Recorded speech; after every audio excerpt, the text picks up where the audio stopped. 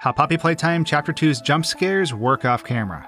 So jump scares in game design are kind of a weird thing. Most jump scares involve the player rotating around and facing the monster, and then the monster itself basically overtakes the entire camera. But while we see this animation in front of us, this animation that we see isn't exactly always what's going on. There's a lot of really weird tricks that 3D animators pull off in order to get this effect that we see in front of us. And oftentimes, the exaggerations needed to get this done are quite comical. So how about Poppy Playtime Chapter 2's jump scares? How do those work? Well, let's take a look right now. So the first jump scare we come across is Bunzo Bunny. So we enter musical memory, and if we fail the challenge at all, if Bunzo Bunny comes down to us, we are going to get jump scared. And this one's kind of interesting because Bunzo is actually above us. But when Bunzo hits us, obviously we can see him going crazy in front of us as we get jump scared. But if we were to shift our perspective so that we don't see it from this angle, well, the jump scare kind of looks a little bit funny. First off, the symbols that are in Bunzo's hands just kind of fall through the floor. He drops them halfway through the jump scare once it gets beyond the player's camera. And in the end, the final frame of his jump scare looks like he's just sitting on all fours. Bunzo Bunny has successfully changed from a bunny to a horse apparently. But let's move on because this is only the tip of the iceberg when it comes to funny jump scares in Poppy Playtime. So we head over to Wakawagi where we encounter the next type of jump scares that we can see. Now in this minigame, if you wait too long, you'll hear the Huggy Buddies becoming aggressive. And once their aggression maxes out, they jump from the pipes at the player and jump scare them, immediately defeating them. And all of this happens really fast and it's hard to see. And their jump scare itself kind of wipes across the camera to the left and the screen turns dark.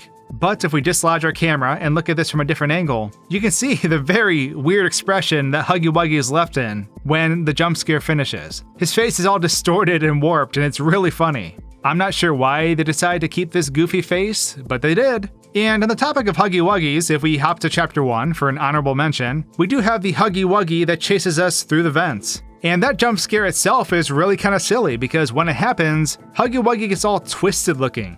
Like, just look at how his body contorts and his face moves towards us. This looks scary in the normal camera, but it looks really dumb when you don't see it from the intended angle. He's so goofy looking.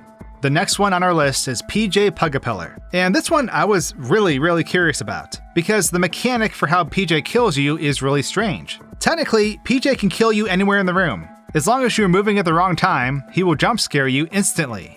But how does this happen? How do the developers move PJ across the map for this to occur in real time?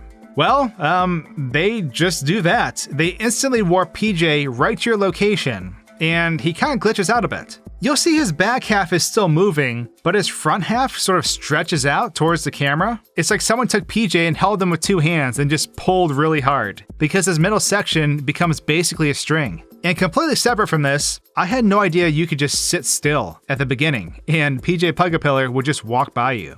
And he just goes on without you, so you can go through this obstacle course without having to worry about him behind you. So yeah, that's kind of interesting. Now, of course, when it comes to the most frequent jump scares in Poppy Playtime Chapter 2, Mommy Longlegs, of course, takes the cake. The final chase scene in the game has so many different ways that you can die to Mommy Longlegs that this jump scare is something that we see so very often.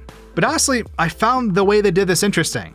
So of course I expected her to be distorted and move around a bit, but what they do is they actually teleport her above the character. So she's running at you on the ground, but when she hits you, she loads up above you, probably about the height of the player, maybe a little bit more. And then the jump scare plays at that angle. So your character camera turns around to face Mommy Longlegs, and because she's up above you, it makes you feel small. Anytime a camera is looking down at a subject, it makes that subject feel small. And with Mommy Longlegs towering over us, and our character having to look up, it makes Mommy Longlegs that much more threatening. So this was a really clever choice for her jump scare. Of course, Kissy Missy is in this chapter, but Kissy Missy does not have a jump scare because they're friendly. However, this is what Kissy Missy looks like up close in case you're curious. But that is all the jump scares from Poppy Playtime Chapter 2 with a different camera angle. I hope you enjoyed this video, and if you did, subscribe now for more Poppy Playtime, and I'll see you all soon. Cheers!